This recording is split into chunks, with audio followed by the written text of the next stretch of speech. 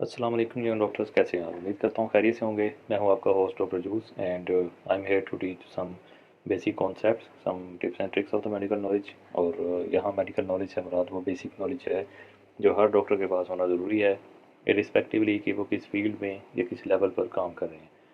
ये basic knowledge ना सिर्फ आपको एक अच्छा डॉक्टर बनने में हेल्प करेगा, बल्कि आपको लीगल इशूज़ से बचने में भी हेल्प करेगा इंशाल्लाह। आज से हम एक नई वीडियो सीरीज़ का आगाज़ करेंगे और इस वीडियो सीरीज़ में हम अप्रोच टू इनफर्टिलिटी को स्टडी करेंगे कि इनफर्टिलिटी जो है वो किन किन कॉजेज़ से होती है in males and as well as in females.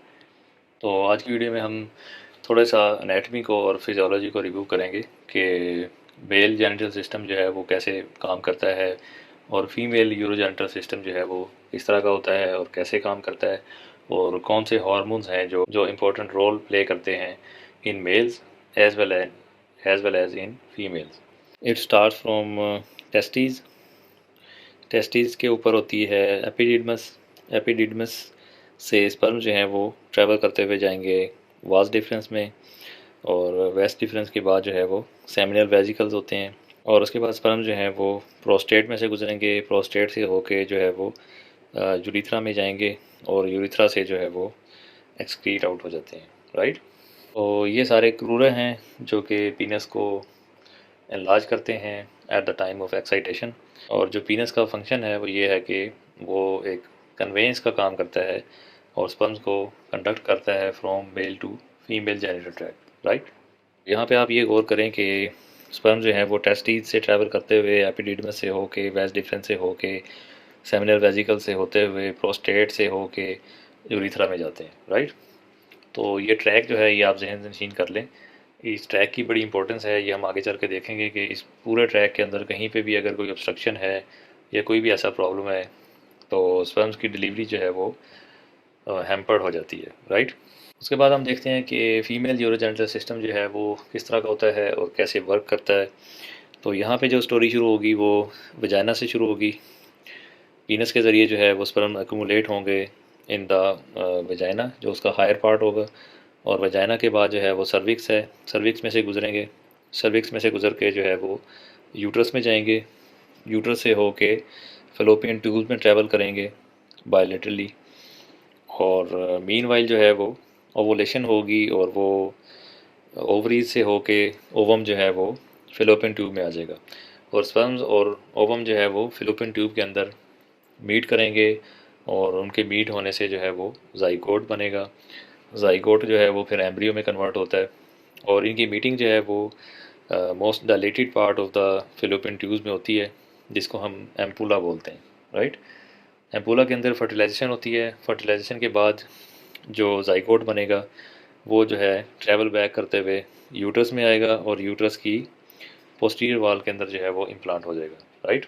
और इम्प्लांट होने के बाद जो है वो उसमें तेज़ी से माइटोसिस शुरू हो जाएगी, और फिर वो एम्ब्रियो से फीटस में कन्वर्ट हो जाता है। तो यहाँ पे भी आप गौर करें कि स्टोरी जो है वो वजाना से शुरू होती है, उसके बाद सर्विक्स आती है, उसके बाद यूट्रस है, और उसके बाद फिलोपियन ट्यूब्स हैं। तो इस पूरे ट्रैक के अंदर अगर कहीं पे भी प्रॉब्लम होगी तो that can lead to infertility.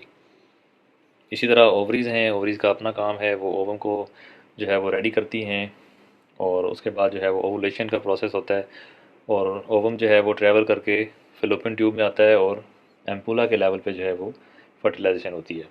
तो इस पूरे प्रोसेस में कहीं पे भी प्रॉब्लम होगा तो that will lead to infertility.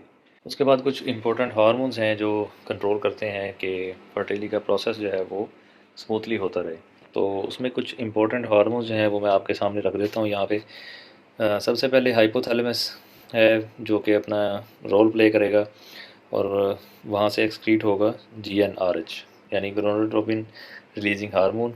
वो जाके पिट्यूटरी को स्टिमुलेट करेगा, एंटीरियर पिट्यूटरी को, और वहाँ से जो है वो दो हार्मोन एक्सक्रीट होते हैं, LH एंड FSH। और ये हार्मोन जो हैं वो आगे जाके गोनेड्स को स्टिमुलेट करते हैं, और गोनेड जो हैं वो मेल और फीमेल में डिफरेंट टाइप्स के होते हैं। फीमेल के अंदर जो गोनेड्स हैं उनको हम ओवरीज़ का नाम देते हैं, जो मेल में गोनेड्स हैं उनको हम टेस्टीज़ का नाम देते हैं। और टेस्टीज़ जो हैं वो मज़ीद जब स्टिमुलेट होंगे तो वो टेस्टोस्टेरोन को रिलीज़ करेंगे और टेस्टोस्टेरोन जो है वो स्पर्मेटोजेनेसिस करेगा। इसी तरह फीमेल्स में जो गोनेड्स हैं वो ओवरीज़ हैं, ओवरीज से जो है वो दो हार्मोन्स रिलीज़ होंगे, उसमें एस्ट्रोजन एंड प्रोजेस्टेरोन, ये दो हार्मोन्स शामिल हैं। और एस्ट्रोजन और प्रोजेस्टेरोन जो हैं उनका रोल होता है इन द मेंस्ट्रुअल साइकिल, और अगर फर्टिलाइजेशन हो जाती है तो प्रोजेस्टेरोन का ज़्यादा रोल होता है to maintain the fertilised ovum and to maintain the pregnancy, right. तो इस एक्सिस को आप अच्छी तरह से ज़हन-नशीन कर लें, इसको HPG एक्सिस बोलते हैं, यानी हाइपोथैलेमस पिट्यूटरी गोनेड्स एक्सिस। जैसे HPA एक्सिस होता है, इसी तरह HPG एक्सिस होता है। तो इसमें हाइपोथैलेमस पिट्यूटरी और गोनेड जो हैं वो मिलके अपना रोल प्ले करते हैं, और इनसे जो हार्मोन्स रिलीज़ हो रहे हैं वो मेल और फीमेल यूरोजेनिटल सिस्टम को रेगुलेट रखते हैं, और अगर प्रेगनेंसी होती है तो प्रेगनेंसी को भी मेंटेन रखते हैं, राइट। ये देखें इस पिक्चर में जो है वो HPG एक्सिस दिखाया हुआ है इन द मेल्स, कि वो मेल्स में किस तरह से काम करेगा। एज आई टोल्ड कि हाइपोथैलेमस से जो है वो GnRH रिलीज़ होगा, उसके बाद वो एंटीरियर पिट्यूटरी को स्टिमुलेट करेगा, वहाँ से LH और FSH आएंगे और वो टेस्टीज को स्टिमुलेट करेंगे कि वो टेस्टोस्टेरोन को प्रोड्यूस करे और साथ ही स्पर्मेटोजेनेसिस करे, यानी क्रिएशन ऑफ स्पर्मेटोजोआ। और साथ ही टेस्टोस्टेरोन का ये भी रोल है कि वो नेगेटिव फीडबैक देगा at the level of hypothalamus as well as at the level of anterior pituitary, right. इसी तरह ये पिक्चर जो है ये फीमेल के अंदर HPG एक्सिस को डिनोट कर रही है। इसमें देखें हाइपोथैलेमस से एंटीरियर पिट्यूटरी एक्टिवेट होगा, और एंटीरियर पिट्यूटरी जो है वो LH एंड FSH को रिलीज़ करेगा, और ये दोनों हार्मोन्स जो हैं ये ओवरीज को स्टिमुलेट करते हैं, और as a result estrogen and progesterone, ये दो हार्मोन्स हैं जो रिलीज़ होते हैं फ्रॉम ओवरीज, और ये दोनों अपना इम्पोर्टेंट रोल प्ले करते हैं इन मेंस्ट्रुअल साइकिल, राइट। जो early phase of the menstrual cycle है उसको हम फॉलिकुलर फेज़ बोलते हैं, और जो लेट फेज़ है उसको हम लूटियल फेज़ बोलते हैं, राइट। तो जो फॉलिकुलर फेज़ है उसमें एस्ट्रोजन का ज़्यादा रोल है, यानी एस्ट्रोजन जो है वो यहाँ पे देखें प्रोड्यूस होना शुरू हो चुका है, और मिड ऑफ द साइकिल पे एस्ट्रोजन जो है वो अपने हाईएस्ट लेवल पे है। और इसी तरह प्रोजेस्टेरोन जो है उसका लेट साइकिल जो है, जो लूटियल फेज़ है, उसमें रोल होता है। और यहाँ पे आप अगर आप देखें तो प्रोजेस्टेरोन जो है वो पीक पे है at the end of cycle, यानी 21 डेज जब हो जाएंगे तो वहाँ पे जो प्रोजेस्टेरोन का लेवल है वो पीक पे होगा। इसी तरह अगर आप LH और FSH पे गौर करें तो LH का जो रोल है वो ओवुलेशन में है, यानी LH सर्ज जो होती है वो ओवुलेशन करवाती है, और इसी तरह FSH भी जो है वो मिड ऑफ द साइकिल पे मैक्सिमम होता है, और उसके बाद ये दोनों हार्मोन्स जो है वो डिक्रीज़ होना शुरू हो जाते हैं in the second phase of menstrual cycle, जिसको हम लूटियल फेज़ बोलते हैं, राइट। तो ये थी एक ब्रीफ सी वीडियो जिसमें हमने देखा कि मेल और फीमेल यूरोजेनिटल ट्रैक्ट्स जो हैं वो उनकी एनाटमी कैसे होती है, और वो किस तरह से वर्किंग करते हैं, और कौन कौन से हार्मोन्स जो हैं वो उनको रेगुलेट कर रहे होते हैं, जो कि इस पूरे साइकिल के लिए ज़रूरी होते हैं, राइट। अगर इस पूरी एनाटमी में या इस पूरी फिजियोलॉजी में कहीं भी प्रॉब्लम होगा तो that can lead to infertility in male और इन फीमेल।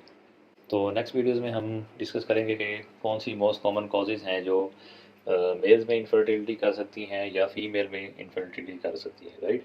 उसके बाद हम देखेंगे कि हम इनको कैसे इन्वेस्टिगेट कर सकते हैं और कैसे ट्रीट कर सकते हैं।